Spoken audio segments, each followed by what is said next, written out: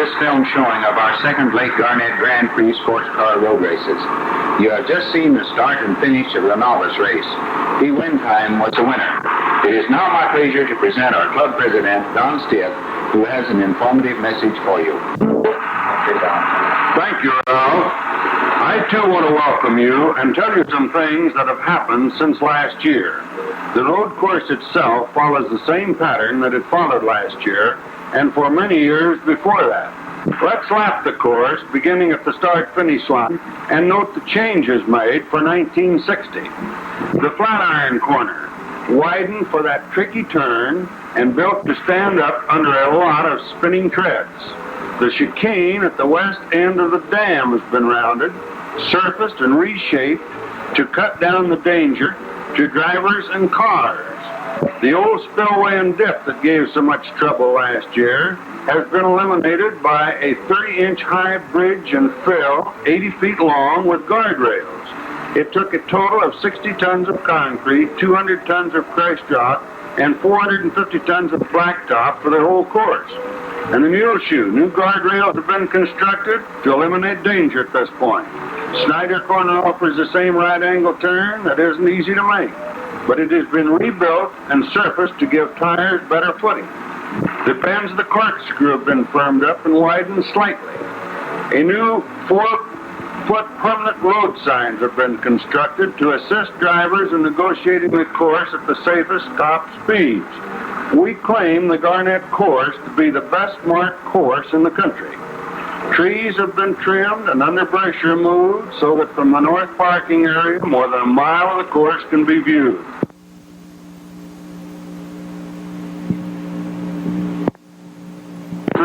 Saturday, July 2nd, was set aside for the registration of cars, drivers, and crew, the checking of the racing cars, and the last-minute adjustments of motors and so forth. The weather cooperated beautifully, giving us a beautiful day.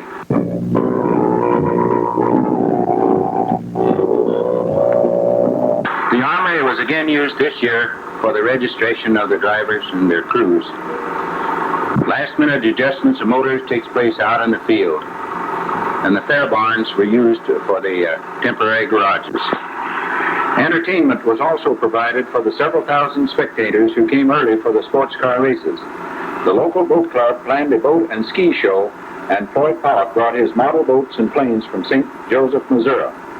The members of the boat club have some beautiful boats, and it is quite a show just to see them maneuvering on the lake.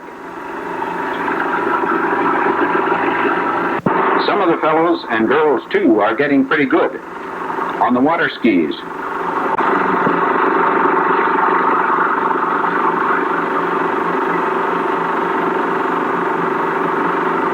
Coming toward us now is a fellow that handles himself pretty good on the skis.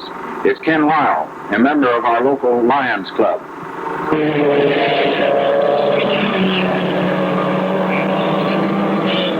Floyd Pollock is getting ready to demonstrate his radio-controlled powerboat.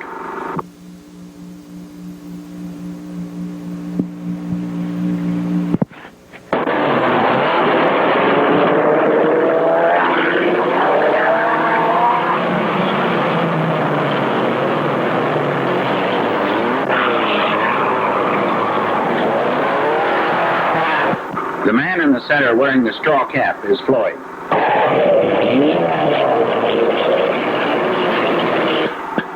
Floyd is the owner and operator of a refrigeration service in St. Joseph, Missouri, and builds these radio-controlled model boats and planes as a hobby. He is reputed to have one of the best and most complete collections of models in the United States.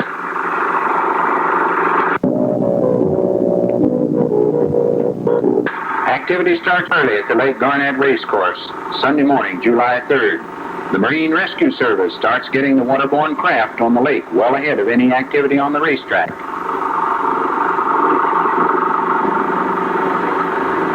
Additional racing cars are arriving, some under their own power, others being towed or brought in on trailers. Again, the weather is cooperating to bring us a beautiful day.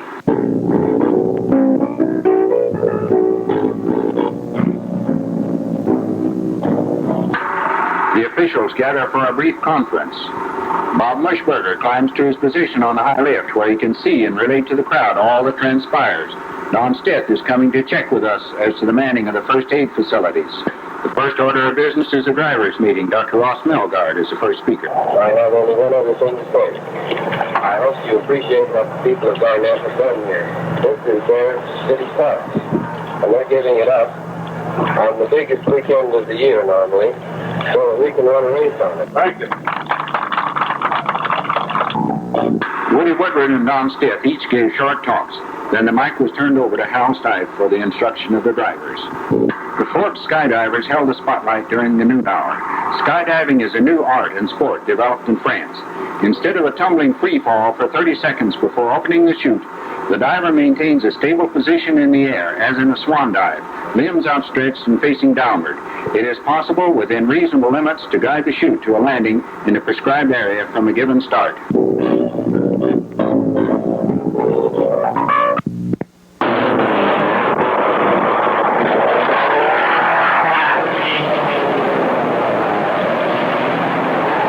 Race number 2 is off to a flying start. These are modified cars over 1,100 cc's. The race is scheduled for 10 laps.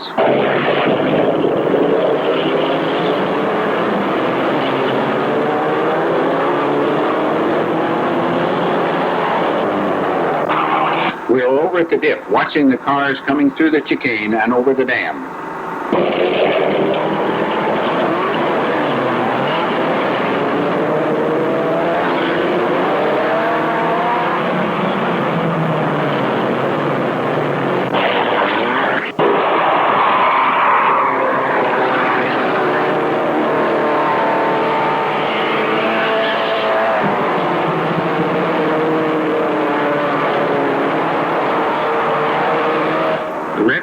Is in trouble.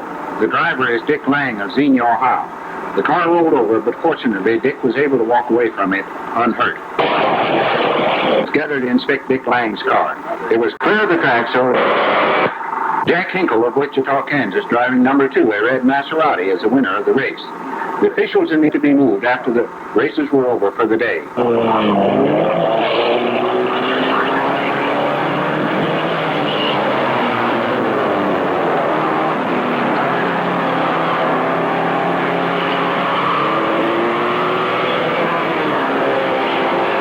Race number 3 is made up of production cars in classes B, C, D, and E, and is scheduled for 10 laps.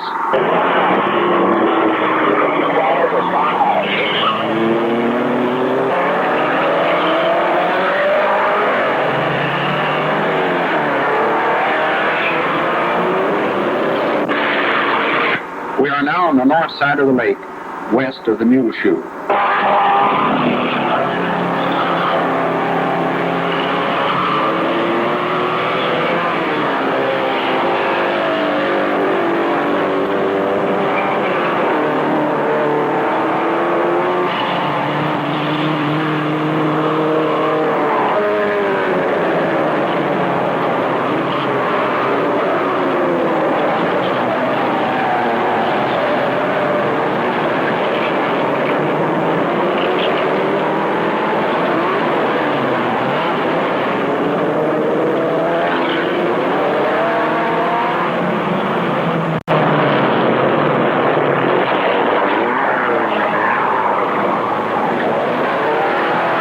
We follow Woody Woodward around the Mule Shoe to Snyder Corner. Woody is driving number 5, an Ace Bristol.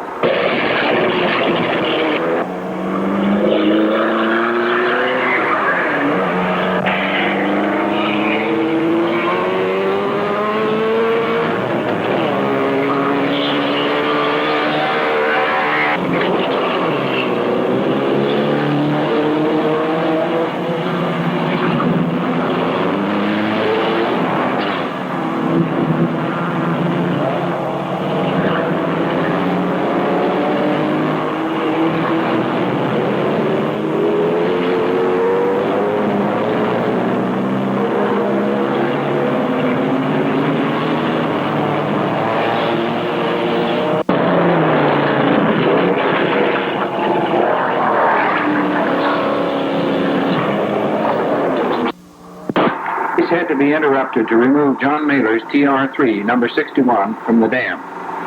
George Gunther of Omaha, Nebraska, driving number 14, a Jaguar, won the race.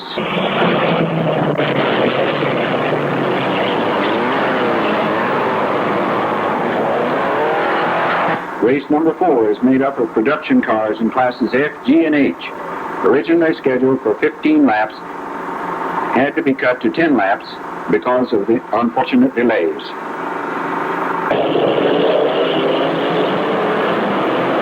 The cloud of dust you see is Dr. Taylor coming to a halt after crashing through the snow fence and bales of hay at the Flatiron Corner. Fortunately, no one was seriously injured.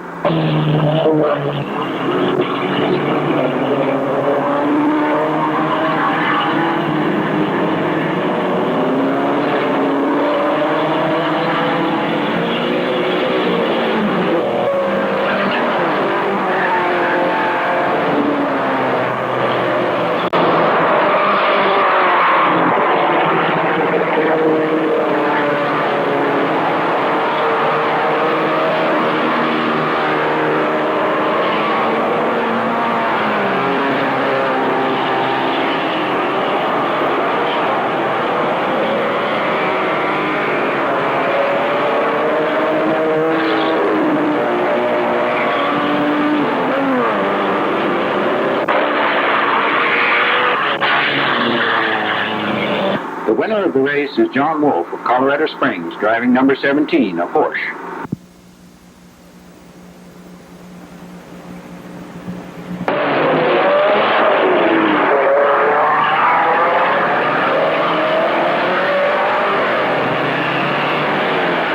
Race number 5 is made up of the 2 Formula Juniors and modified cars under 1100 cc's. Originally scheduled for 15 laps, it too had to be cut to 10.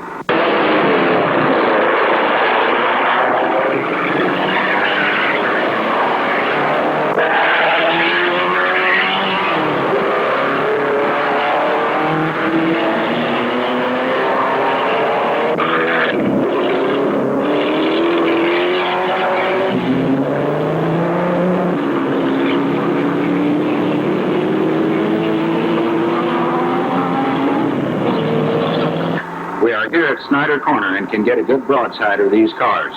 Number 91 is a Fiat Abarth, driven by Bob Harness of Topeka, Kansas.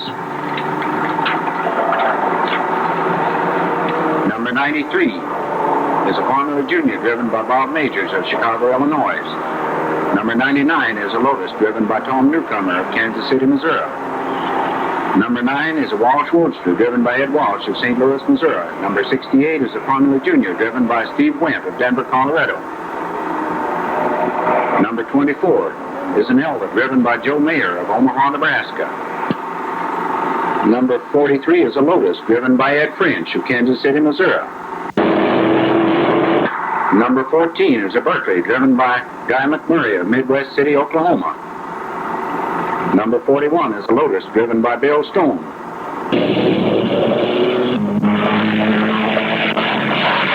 The winner of the race is Bob Majors of Chicago, Illinois, driving number 93, the red Formula Junior.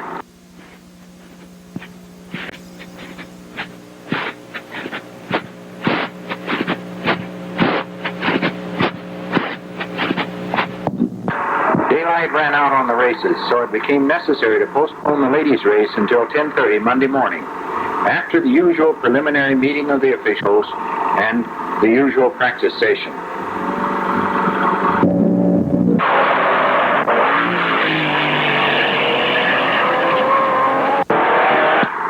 There were only 5 entries in the ladies' race: Grace Harris, Phyllis Kaiser, Theodore Ives, Lucille Kay, and Levita Grimm.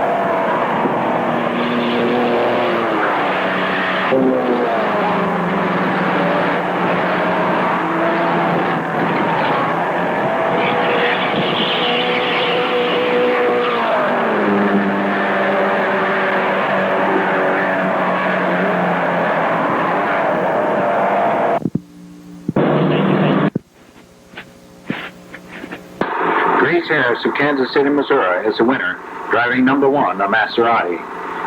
Phyllis Kaiser came in second and Theodore Ives third. The visiting dignitaries arrived immediately after the ladies' race. Leonard McCullough is escorting them to their observation platform, the flatbed of a semi-trailer. Mrs. Docking is climbing up first, followed by the governor and Clark Howerton. These are followed by Reverend Carol Bickley of the local Baptist church and the French and Italian consuls with their wives.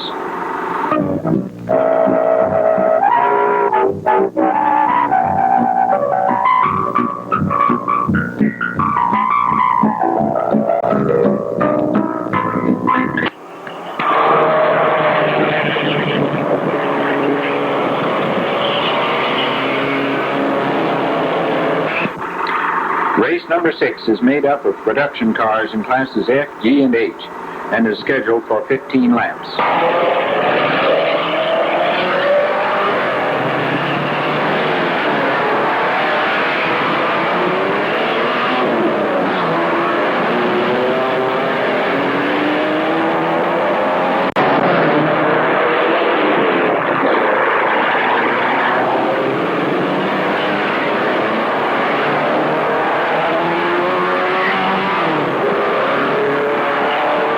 At noon, the Forbes skydivers again leap out of the sky with a slight variation of the Sunday performance. Let's listen. Hey, Bert! That guy's gonna be in the lake! He didn't fall in the lake, nor on the track, but in a safe area.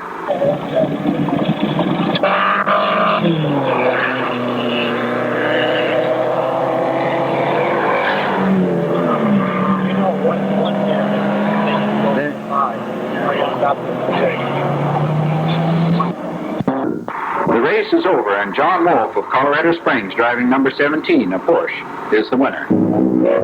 Noontime ceremonies include the singing of the Star-Spangled Banner by Miss Flossie Nestor of Kincaid, Kansas, the presentation of a bouquet of red carnations to the race queen, Miss Dusine Brunovich, by Governor George Docking, the introduction of the dignitaries, and a one-lap parade of the course by the dignitaries riding in sports cars. The parade was led by President Don Stitt driving his Corvette, accompanied by the governor.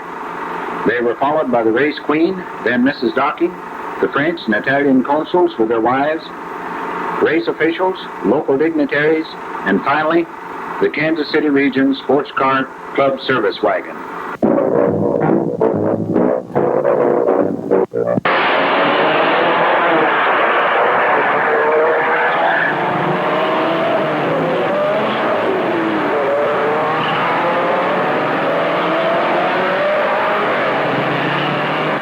Race number 7 is made up of production cars Class E and modified cars Class H. It is scheduled for 15 laps.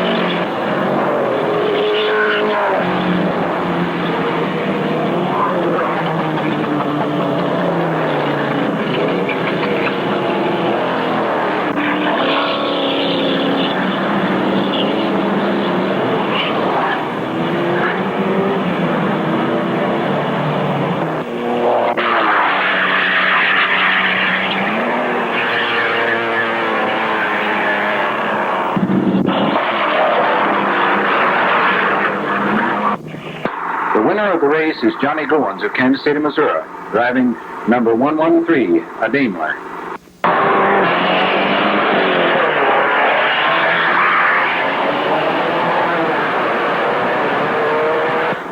Race number 8 is made up of production cars in classes B, C, and D. It is scheduled for 15 laps.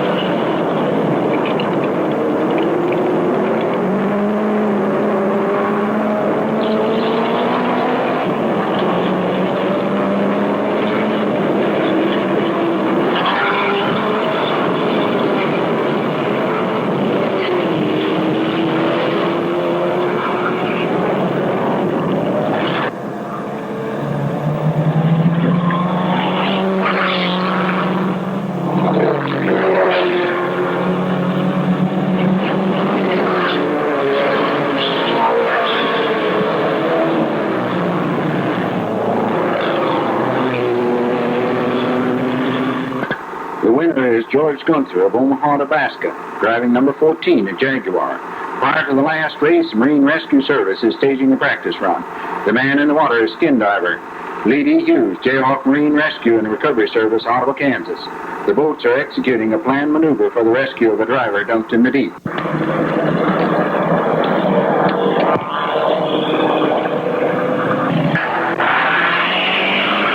A pace lap led by club president Don Stith precedes the 9th and final race, the Lake Garnett Grand Prix race.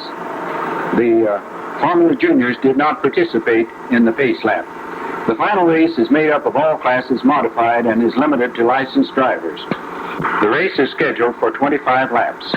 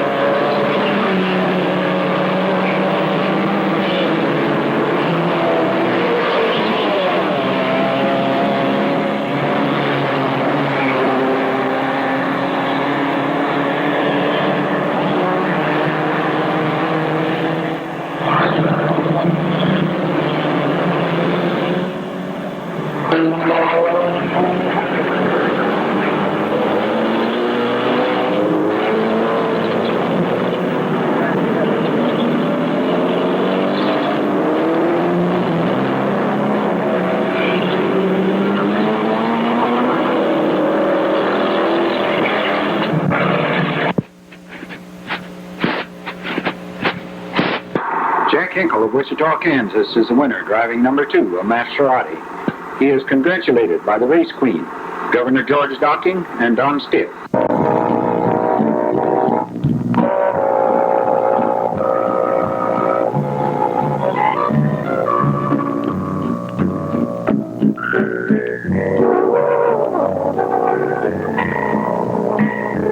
The gates are open and the crowd starts to move. Some are coming in to see the racers and the racing cars. Others, already weary and wanting to get home, are moving out as rapidly as possible. The scorekeepers are tallying up the final score so that the trophies may be awarded. Some people are always bigger winners than others. Nice work, if you can get it.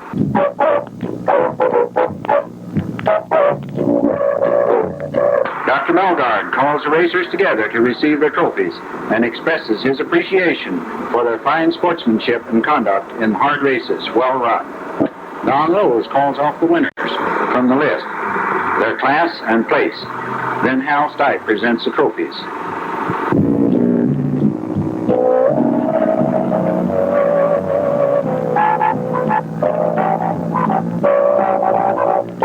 And finally, Hal presents the grand overall trophy to Jack Hinkle as winner of the 1960 Lake Garnett Grand Prix race.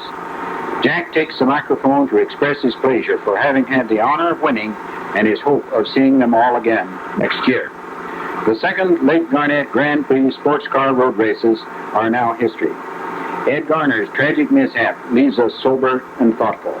We hope that we have no more such as this. Thank you for your courteous attention.